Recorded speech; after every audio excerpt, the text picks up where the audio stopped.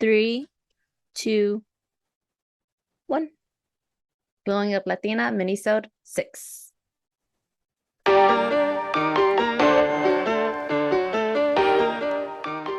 Hey, everybody. Welcome to another special episode of Glowing Up Latina. Hello. Hey guys, I'm Christina. I'm Amanda. And I'm Liana. You guys, we did another interview, this time with an author. Very excited. I know I was just talking to Constantine last night about it, and I was just like, that's so crazy. Never in my wildest dreams that I would have the opportunity to read one of like my top favorite books and get a chance to speak with the author and do an interview. It's just wild. I was fangirling. I was very quiet because I was just like, is this really happening? Wow. If you guys remember, around September, we posted on our Instagram that we got our first package, and it was from Annette Chavez Macias. She is the author who wrote Big Chicas Don't Cry, and we actually got to read this book. I read it for the first time in like Marchish. She sent us a digital copy before it was published, and I was like, oh my God, this is so cool. First of all, like we started in March, like we were brand new, and she sent us this book to listen to. So maybe it was a little later than March, but like when we were brand new, we got the digital copy, and I was like, oh my God, I would love to have her on the show. And we still like didn't really know what we were doing. So the book came out in September, and here we are. We're finally able to match up schedules to get her on the show, and we're so excited. Annette joined us to give us a little inside look into her book. And honestly, we really just got to ask like all the questions that we would ever have for an author after we read their book. And it was a great time. And we really hope that you guys enjoy the interview. I know we enjoyed our time with Annette. She was so sweet. Loved it. Oh yeah, 100%. Very down to earth. Had a great time just speaking with her and very laid back. Yeah, guys. So when you see in our interview, Amanda was totally quiet, but that's because she was very excited and didn't know what to say. So, Big Chicas Don't Cry tells the story of 4 cousins, Maddie, Erica, Selena, and Gracie, who start out as inseparable. And then, of course, as life does, one cousin becomes estranged. And it's really the story about like them coming back together, like finding like your groove as an adult and learning to understand each other and realizing that not everything is always as it seems. And you'll hear us say it multiple times in the interview, but like this book made us feel seen. And we highly recommend it. And we really hope you enjoy this interview with Annette. Hi, Annette. Thank you so much for joining us on Glowing Up Latina today. We are so excited to have you here. Hi, thank you so much for the invitation. I'm excited to talk to you 3. So we have to mention up top that this interview was able to happen because you reached out to us like when we were so new and offered to send us a digital copy of your book. And it was like one of the most exciting days that we had. I was like, guys, look. We were so excited to just hear from you about the book. Oh, thank you. Yeah, I started listening to the podcast and I'm like, oh my gosh, these are perfect audience for this book. So of course I had to get it to you guys. Well, thank you. We really appreciate it. And today Annette will be here to talk to us about her book that came out in September, Big Chicas Don't Cry. Amanda, Liana, and I have all read it at different points throughout this year. And I think we all had the same reaction, like tears. Oh my gosh. Well, thank you so much for reading it. Thank you for writing it. Yeah. Oh my gosh. We feel seen. We feel seen with this book. We really do. Thank you. So can you tell us a little bit about like where the idea for Big Chicas Don't Cry came from? Yeah, so this book, it's been such a journey to finish writing this book and get it published. It was the first book that I ever tried to write when I decided I wanted to pursue my dream to become a published author. It was something I had thought, I wanted to do when I was younger, and then, life gets in the way and you get sidetracked a little bit. And so I just always had this a little piece of the story in my head. I wouldn't say, I knew exactly how the book was going to turn out, and it's definitely evolved and changed. But I started writing this book in 2012. And so it was something that I kind of had on the side. I would work on it for a little bit and then I'd do other things. And the idea, I guess you could say, it just came from my own experience growing up in an extended Mexican American family with lots of cousins that, we were each other's first best friends. We grew up together, and, just kind of taking a look at how those relationships kind of change as you grow older and different things, that get in the way. And so I guess, yeah, the idea, the inspiration was from my own family, but it is a fictional story. No cousin is based on an actual cousin of mine. And in fact, it's probably each of the cousins, because it's the story is about 4 Mexican American cousins, and I think each of them have a little piece of me in them instead of based on a real life person.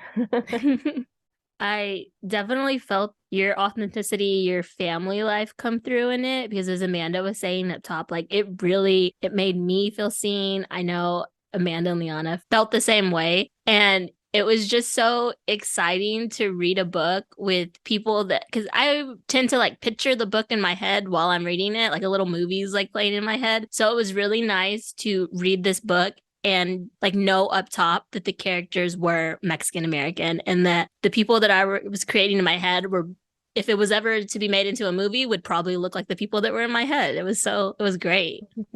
Oh, thank you. I appreciate that. And then just incorporating the Spanglish into the book, where again, like we feel seen with that because we're still trying to feel comfortable with our native language, and just seeing Spanglish in the book, incorporating both English and Spanish, and it made me feel comfortable and just again seen and recognized as a person. And to see that in a book, I don't tend to see that often. So I also felt appreciated as a reader when reading the book. Oh, good. That I'm happy to hear that. Yeah, I think when I was writing the book, I wasn't looking to say, okay, it's the Mexican American family, so I need to like check these boxes, right? I need to make sure all these things are in there. So it was just more about, coming from my experiences. And I did grow up. My dad spoke. He's from Mexico, so he only spoke Spanish, but he was trying to learn English once we were growing up. So he would speak to us in English, and that's how he was learning how to speak English. But then at the other time, I had these grandparents who their English was broken. So they would, they could say some words to me in English, but we could talk to each other and we would understand each other, right?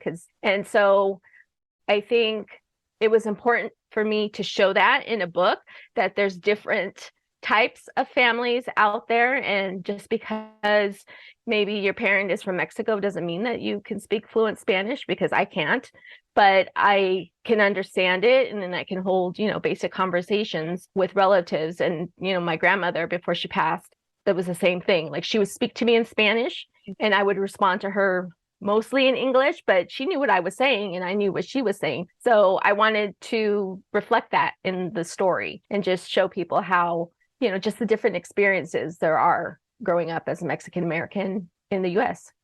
Yeah, I feel that I'm not Mexican. My family's from the Dominican Republic, but still reading it, I could still feel like how the families plays such an important role like in every character's life in your story, in your book. And it just made me reflect back to like my own family and think about, wow, like my aunts, like there was like 3 generations living at one home at one point in time. And like you said, like your grandmother would talk to you in Spanish, but you would reply back to her in English. Like I used to do that all the time. And even to this day, like my cousins and I are super close. And they were my first best friends. They remain my best friends to this day. So to see how their relationships like change throughout the story and how they're finding their way back to each other, it just like that moment made me cry where I was just like, oh, it's happening. They're coming back together, and I'm so happy. I really love that. The whole premise of your book. Thank you.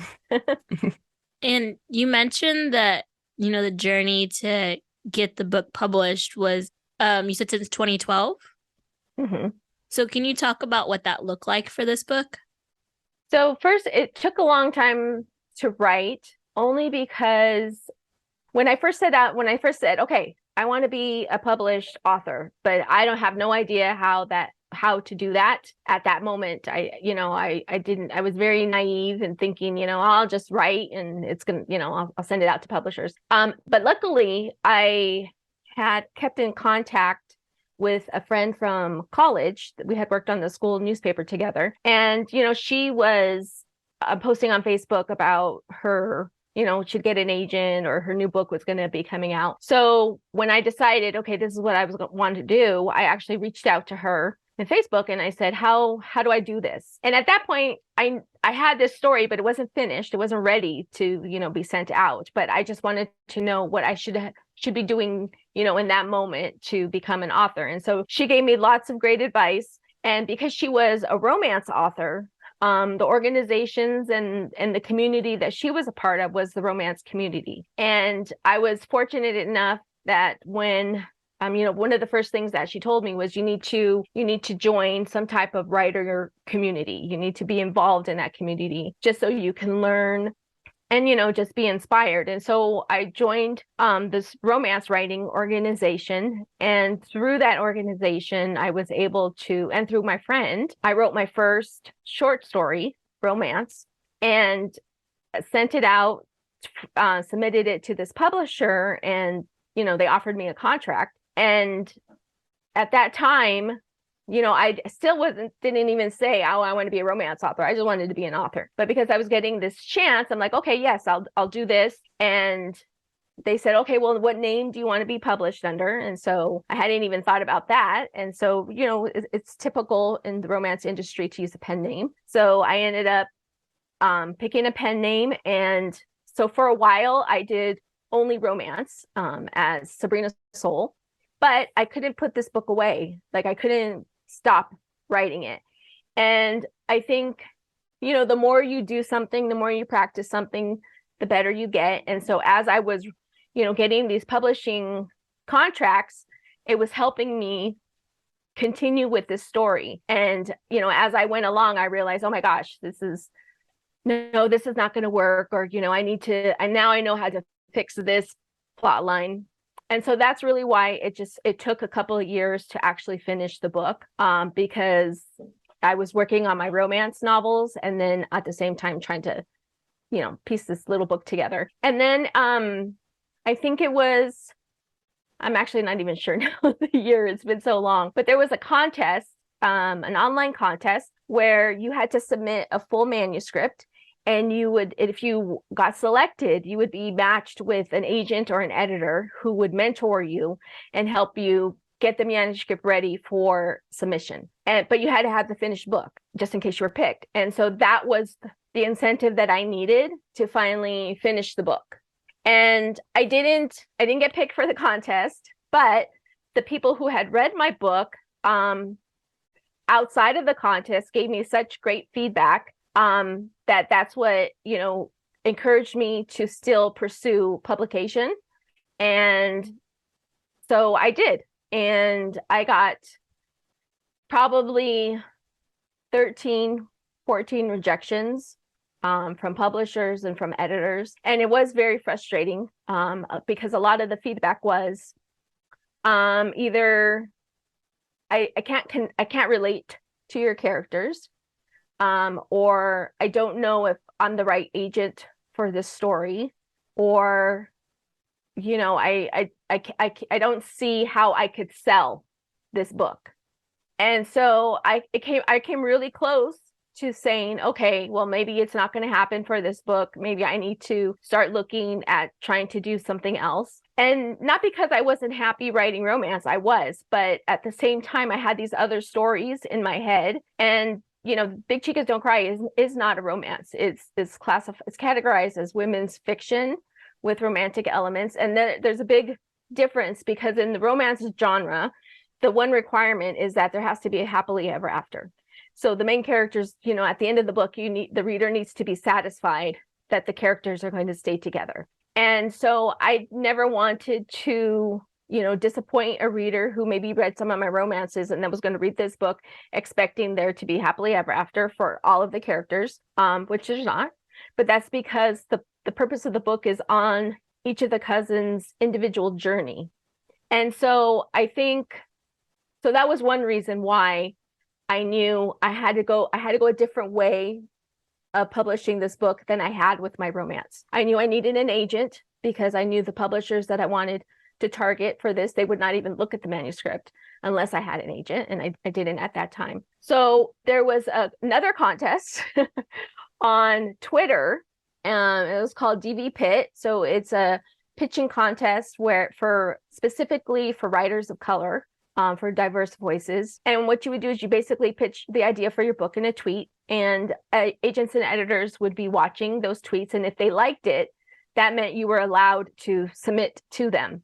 And the day I wasn't planning on entering the contest until, probably after a couple hours after it had started, I started seeing all these tweets. And so in my head, I'm like, okay, maybe I'll just try one more time.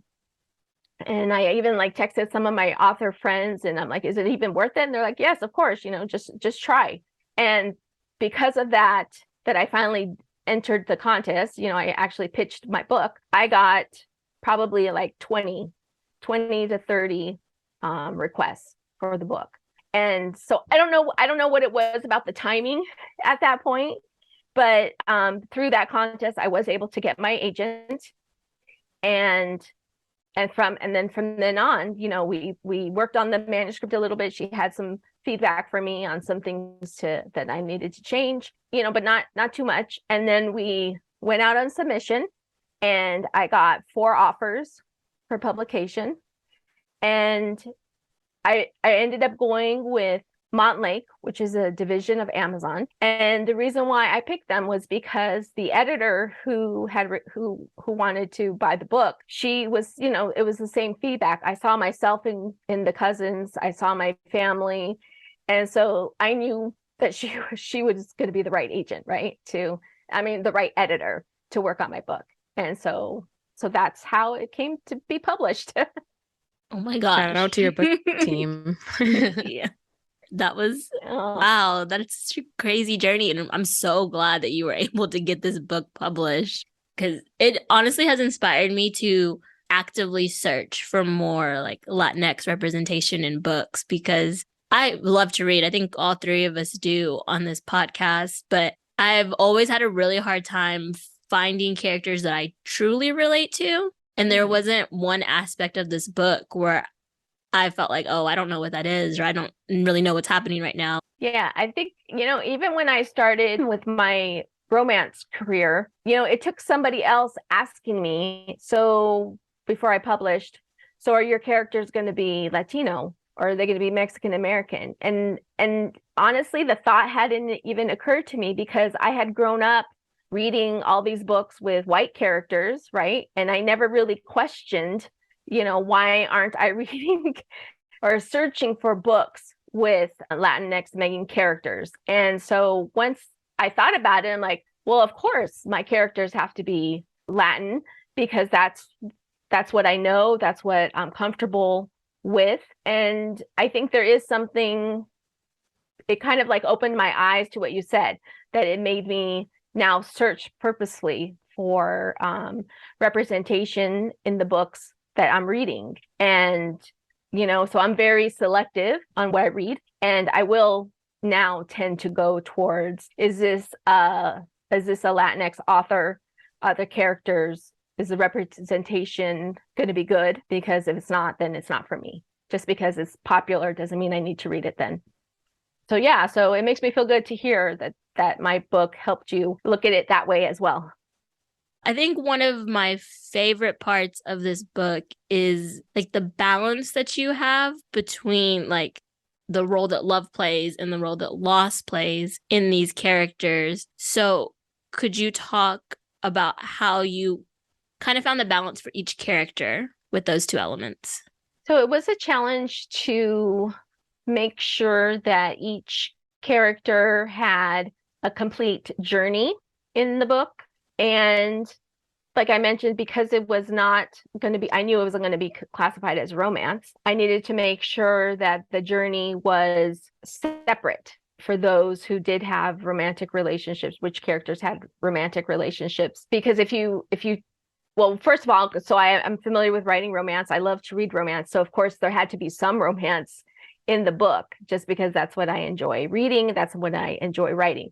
But I needed to make sure that if I took out the romance, that there was still a story for that character. There was still something for that character to go through and experience. And it was a bonus, right? If the character ended up with the love interest in the book. So I think for me, when I started writing the characters in my head, I didn't decide right then and there, this is okay, she's going to end up with him. She's not going to end up with him. It wasn't purposeful like that. It was just, for me, it was as I was writing, and probably because it took so long for me to finish the book, it changed. It changed over time. And as I got to know my characters, and it became more clear to me what part the romance was going to play in her individual storyline. So I didn't go out, say specifically this person needs to have a happily ever after. It was just part of her story. And that kind of happened organically. And I like how you say that, right? It happened organically, and that, we're so used to romance novels having a happy ending. Like you mentioned, that's what, we see in romance novels. However, with this book, everyone did have a happy ending. They, like Liana mentioned, all the cousins came together. They found each other all over again with whatever was going on in their own personal lives. They found that connection once more. And it also, like, the way the book is written, again, all relatable, how families tend to have their quirks and when they're not in good terms, but at the end, family is what they are and they continue to be. Oh, again, it's just so beautifully written. Thank you. Yeah, and that was the core part of the story. Even though I said, the story evolved and everything, the core message was always the same. It was always going to be about the cousins' relationships with each other and with their abuelita or the abuelita. So going into it, I always knew that's what I needed to focus on. And as I started to write it, then other things came into it, and like the career challenges came in and the family dynamics came into it. But the message or the story I wanted to tell, like you said, was about their relationships and family being what they needed to remember, or the importance of family. I wanted to ask, of all the four characters, which one would you say was the most difficult to write? Which one was your most favorite to write? I think the most challenging to write was Mari. And I think with her, I struggled because she was the one who is estranged in the beginning of the book from the family. And so it was hard for me, or challenging for me, to make her sympathetic and for the reader to understand there were reasons why she had these beliefs about her cousins. And, because you always say, well, why didn't they just talk to each other? Why didn't they just, but at the same time, like, how many times in your real life, you're like, a difficult conversation needs to be had, but, nobody wants to have that conversation, right? So I think that was more challenging. And I also, as I was writing, I kept changing my mind about how her story was going to end, in terms of, at the end of the book, where she was going to be. I kept changing it because I didn't know until, pretty far into my edits. And it took, my editor saying, are you sure you really want her to do this? And so I'd have to think about it for a while. And then, like, you're right. I need to show a different growth for her. And so then I have to go back and I have to change, everything to make sure that the path is the same. So she was definitely more challenging for those reasons. Erica was probably more fun, and only because, she just tells it like it is. And she is very passionate and outspoken. And her romance arc is probably the one that I knew from the beginning that that's who I wanted to be her love interest. And so I knew that going into it. So it was like easier to write, but I had less challenges writing her story. Mari and Erica's story arc were definitely like my top two. I was like waiting for the next Mari chapter, waiting for the next Erica chapter. I was like, oh my God. Even Gracie though, even Gracie's story, like I think we can all say it just took us by surprise. And that was something I did not see coming, honestly. At all. So coming. I could not drop, like once I reached that point of the book, I was just like, no, I cannot stop right now.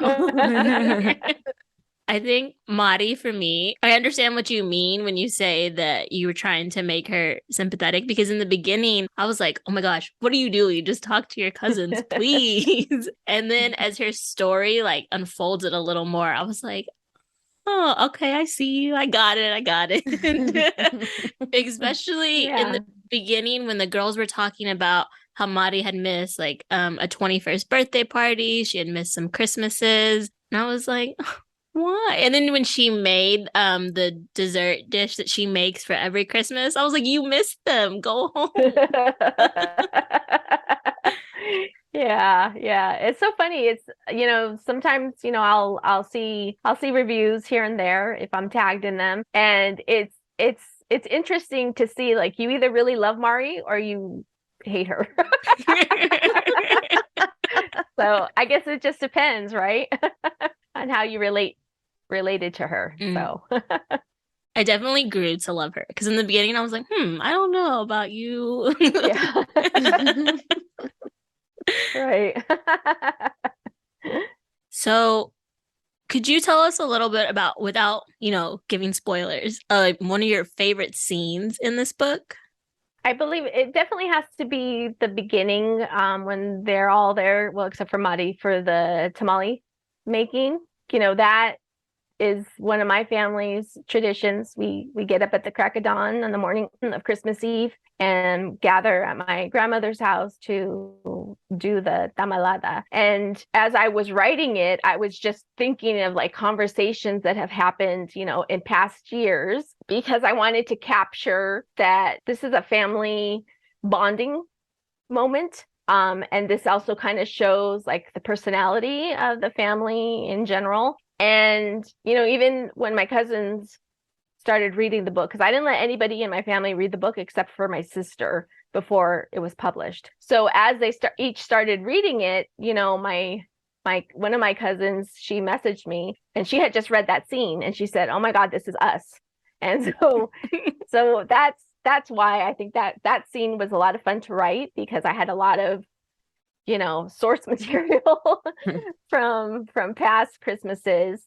But it was also, I wanted it to be, like I said, just kind of like an opening scene into how this family interacts with each other. And so to me, that's why I enjoyed writing it.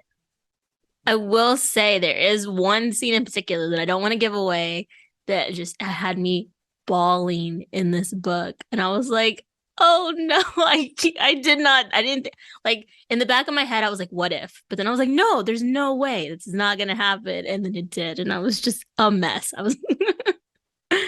Yeah, I think I know what scene you're talking about. And I can confirm that I was a mess writing it. So, and even now, even if I read it or I hear, I listened to the book on audio because I just wanted to see, how, and same, even though I knew what was going to happen, still tears. Could you maybe explain like why that was the route you decided to take for these characters? I think probably it was definitely I had to have in the book a moment or an event that was going to be the catalyst for them coming back together. And there was different things that were happening in their lives that they had to deal with individually. But this was something that was going to happen to all of them. And so I think it was a way for me to kind of, like I said, have something happen where they had to like stop and say, what are we doing? What have we forgotten? What happened, where we came from, type of thing, and use that as a reason for them to basically grow up and, figure out what was going to be important to them. So I actually have, I'm pretty sure I'm still thinking I know the scene that you're talking about. I actually had that scene happening later on in the book. And when I was going through edits, the editor was telling me, no, you need to move it earlier because you need to show more of the aftermath. And I think and I agreed after I thought about it, because the point, like I mentioned, the point of the book was to show how important family is, especially when you're going through what they go through. And so that was the reason I needed to have that happen. I definitely think that scene, it gave me a lot to think about. It was just like, oh, like these things happen that kind of like rock our world and make us remember like what is important and what we truly value. And those like grudges that are so easy to hold like in our day to day, you kind of realize like they're not that important in the end. Right. Exactly.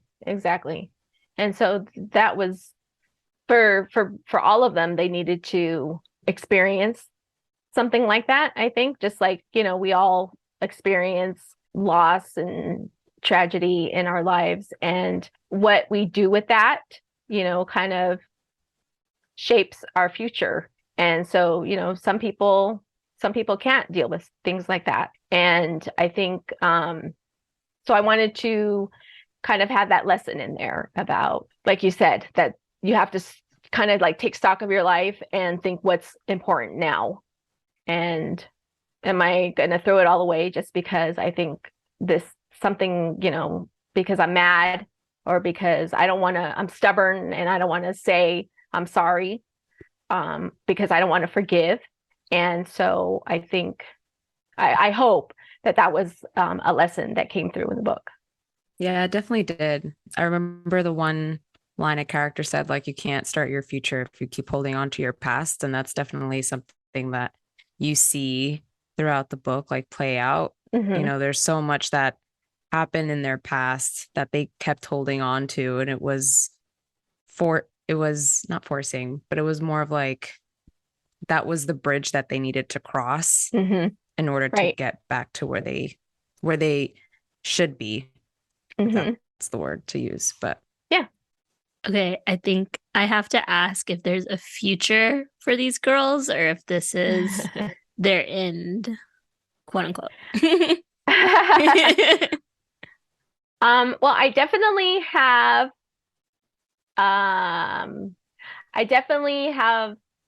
things that I want for them, and because I think when you finish the book, there's two of them that kind of, their future's kind of like up in the air. And I definitely want to tie those loose ends up. Right now, there are no plans for a sequel, but that could change. It's up to the publisher, but I would definitely love to write a sequel, because I definitely think there's more stories in this family.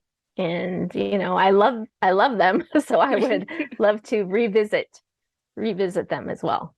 So fingers crossed that I get that chance. Yes, please. We hope so. I was Yeah. like, we hope so. Yeah, hope so too. I would love it. I would love to. The way it ended with a beginning.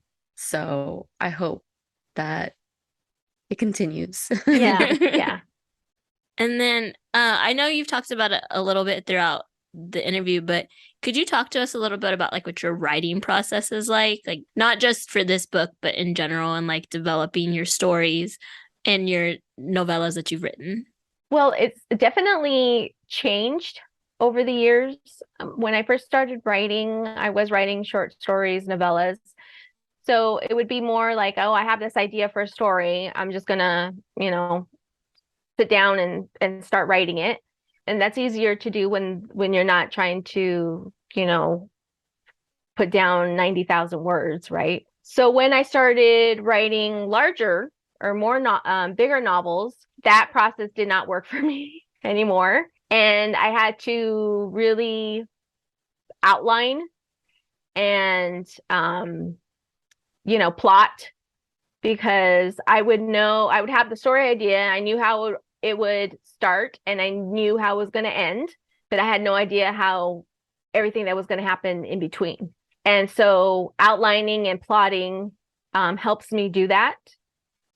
And I've done different processes. There's an outline template called Save the Cat, and it's a screenwriting tool that was developed or turned into a tool for authors, book writers. And it outlines certain beats that you need to hit in a book. So like you have to have, like a dark moment, when everything falls apart, or you have to have something where, your characters enter into some sort of agreement that, okay, this is what's going to happen. And of course, that's not what's going to happen, but you have that. So it has like certain points that as you're plotting, okay, we're 50% in the book. So now this has to happen. So it's very structured, and I enjoyed using that. And there's also, the last book that I wrote, I just used Post-it notes, and I got a big dry erase board, and every Post-it note was a chapter that I knew I had, and on that chapter, I wrote what I wanted to happen in that chapter. And so that way, as I wrote, I could cross off things, because I like to do that. I like to make lists and cross things off. And also, it kept me on track because I could see what I still needed to write. And I'm also the type of writer, I don't need to write in chronological order. So I don't write chapter 1, chapter 2, chapter 3. I write whatever scene I feel like writing that day. So, I could write the end first if I knew how the book is going to end, and I basically know what needs to happen. So that process was helpful, because I could keep track. Okay, I already wrote this scene, but now I need to write the scene before it, because I need to connect them together. And so I think for me, I need something to help me focus on the little pieces, because if I look at the big picture, I'll never finish writing a book. I feel like that's just also like how to go through life. We see the big picture, right? So how do we put all these little details and compile them all together to reach the end goal? And I like the Post-it idea. That's new. Everyone, and also the structure. We love structure here. We love outlines. We love agendas. So again, you make us feel seen. Connection there. But the Post-it idea is just, physically seeing, how you're developing each chapter to the climax of the book or the ending, and just being able to cross it out and toss it and just watch the whole thing come to life. That hearing about the Post-it, that I feel like I want to do that too, and just make my day. Yeah. Just And it take it was off. This is what I need to do. Just throw it out. well, I actually saved, I never threw them out. I saved them on the board. I would just put a big X. Okay. So when the book was done, I took a picture. I took a picture of the board because it was so satisfying to see every post-it marked off. You know, there's a big X. So that to see that, you know, what I had accomplished, that was very inspiring, and you know, I felt good for doing all of that work. We love also checking off lists. So yes, we understand. Yeah. And when you're writing and you're saying like that you could write whatever scene you feel that day or whatever, you know, you get an idea for that day, are there like some scenes that the minute you get the idea, like you just know, like, yes, I need this in this book. And then maybe there's some ideas that are like, I like this, but you know, maybe not this book. Yeah, I actually have a folder on my laptop with like story ideas, and really the ideas are scenes. And so I'll think of a scene and like, oh, that would be a good book, and so I'll write it. I'll write the scene out, and even though I have no book to go with it. And then sometimes, you know, you write a book, and as you're going through edits, some scenes don't work anymore. And so rather than, you know, delete forever, I'll cut and then I'll paste them in this folder somewhere. And because you never know, I can rework it for a future book down the line. So yeah, so a lot of my inspiration comes from scenes that either, you know, I'll be inspired by something I'm watching on TV, or I'm listening to a conversation. I've dreamt scenes before and woken up and, you know, just write down like a couple of sentences. But that's definitely a lot of where my inspiration comes from. I'm gonna have to try some of those ideas because I have many ideas in this brain. They just never make it on paper. Do you have any advice for aspiring writers or people trying to, you know, break into writing? Yes. So I would basically, you know, advise how my friend advised me. Find a writing community, whether it's in person or online. And by that, I mean, you know, surround yourself with other writers, and they could be published already, or they're, you know, just like you starting out. But there's something to be said for surrounding yourself with people who support your dream. And just by seeing their success, that's inspiration all by itself, because you want what's happening to them, right? And I think for not only do you get inspired, but you're also going to learn from them about the publishing industry, because you'll see people talk about, you know, when they got it, how they got their agent. You'll see people talk about what publishers are accepting books, what publishers are looking for right now to acquire. And then you also get, you know, the exposed to craft opportunities, so classes that you can take online, or workshops, conferences that you can go to. But you need to embed yourself in a community like that, so you're constantly being exposed to these opportunities and to this inspiration. And then the other piece of advice I would give is, whatever you're interested in writing, make sure you're also reading, and you want to read other authors in that same genre, because you can see how the stories go, because every novel has like a save the cat type of structure. You know, even in science fiction, even in mysteries or thrillers, there's a certain structure that you're going to follow. Just like romance, there's going to be characters who meet, and then they're going to fall in love at the end, and you're going to know that they're going to end up together. So the way you learn that, besides taking different classes, is by reading how other authors do that. And especially books that you really, you know, that are like big sellers, top sellers. You want to read those type of books, because you want to see, okay, what works why do people like this book? What is it about this book? And that's going to teach you as you start to write as well. And all of this is because these are things I wish I would have done sooner.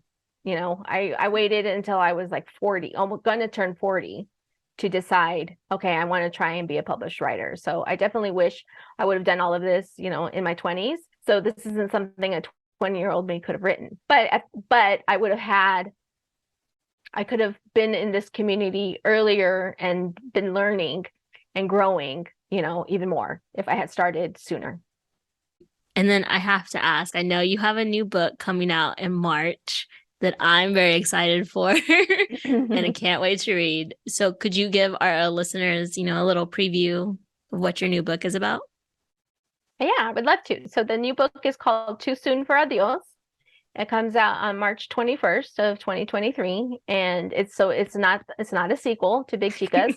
It's a standalone story. It's also women's fiction, considered women's fiction with romantic elements, because again, you know, I have to put a romance in there. But the story is about a woman who meets her biological father the day of her mother's funeral. And it's a story about grief and how people deal with grief in different ways, and learning about where, you know, your family is from, and also, you know, growing up and deciding who gets to have access to you and who gets to be in your life. Wow, that sounds so good. Definitely. Adding that to my TBR for next year. Definitely up my alley and my next book to read. I cannot wait for that. I'm very excited March. because the way you wrote grief about grief in Big Chicas, it was represented so perfectly and with such care and raw. And like that's not the word, but like it was just so raw and like realistic.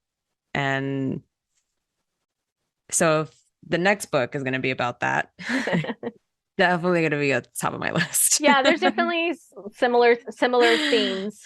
You know, I think I'm always probably going to write about family, and whether or not that's, you know, family by blood or family by choice. That's definitely always going to be a theme, I think. I'm probably always going to have food in my books, just because for me, that's how I show my culture on the page, through the food, and I guess grief as well. You know, when you lose people as an adult, it's like it changes your world, right? And so I don't think it cannot not impact what I write about. So yes, I'm very excited for this book, and I hope people love it as much as they loved Big Chicas. That's great. I know we'll love it. And we're all very excited. I saw Amanda's face when she's making her eyebrows went up when you were talking about it. So I know that we'll be excited for it. Well, we really appreciate you coming on. And before we let you go, we like to do this thing at the end of our episodes where we ask what is making each other glow. So it's basically anything that's like making you happy or anything that stood out to you. I know it's really early in the week. It's only Monday. So if you have something from last week or over the weekend, you know, what's making you glow going into this week? Oh, I actually am very fortunate that I belong to a group of Latina authors, and a close-knit group where, you know, we text each other almost every day. I'm the only one on the East Coast. Everybody else is on the West Coast, as much as we can, you know, because we're not close to each other. So this past weekend, we actually had a Zoom together, and, you know, for half of the day, and we just kind of just talked about what we were working on, and, you know, not just with our books, but we were talking, you know, we always connect about, you know, what's happening in our personal lives. But anytime I talk to these women, I'm always inspired, because not only are, you know, they're, you know, doing great things with their books, and, you know, they're getting all these contracts and, you know, getting these great reviews. So that's inspiring to me. But they just we all lift each other up, and we're not, even though we're all Latina authors, we're not each other's competition at all. We're each other's cheerleaders. And so I love having that type of relationship, those type of relationships. And so, like I said, anytime we talk and we're together and we can actually see each other's faces is good. And so that, that's definitely something that made my weekend and, is carrying on to today as I try and finish a book. Oh, we love that. We love community here. Well, thank you so much for joining us today. We really appreciate you taking time out of your day, and we can't wait to see what else you do in the future. Oh, thank you so much for inviting me. And I'm so thankful for your podcast because, again, it was like one of the first podcasts. I'm like, oh my gosh, they're talking about, things I can relate to as well. And it just, it filled a hole. So thank you. Oh, thank you. I want to cry and I don't want to cry at the same time. Thank you. Okay, you guys. I'm not gonna lie, I was pretty much on cloud 9 after our interview because I was like, that was so cool. I actually got to talk to the author of this book that I ended up loving. So, proud of us. Yes, and then just her also thanking us for filling in the hole, filling in the gap for our community and, spreading the word and uplifting our community through this podcast. So all the feels at the end. Yeah, that was really cool that she said that. I was like, wow, I didn't think she even listened to us. And here we are interviewing her. I did almost cry at the end. So that was exciting. I know, same. I was like, and just like we do like amongst ourselves throughout the week and have the opportunity to get together like physically, just to exchange ideas and what we're doing in our personal lives. I love that Annette also has the same bond with her other friends who are writers too, a group of Latinx women who they make sure they have that time together. And I think that's so cool. Again, we continue to uplift one another. We have to encourage each other to look at the bigger picture and keep going. I love that. Yeah, it was really great to hear her glow and to hear that they're each other's cheerleaders and not each other's competition, especially because they're all in the same field competing for what like the publishing industry makes very tough spots when it doesn't necessarily have to be. When she was talking about her Zoom meetups that she does with her writers community, I'm not gonna lie, it made me think of like our friend group a little bit. Like we've been very busy here lately, especially because it's the holidays. But like we make sure to try to take that time to like connect with one another and like check in with each other. And especially like our like glowing up group chat that we have. Well, I know like work has been really busy. We all hit like a couple of like rough snags, but it was like still alive, still here, still love you guys. Talk to y'all when I can.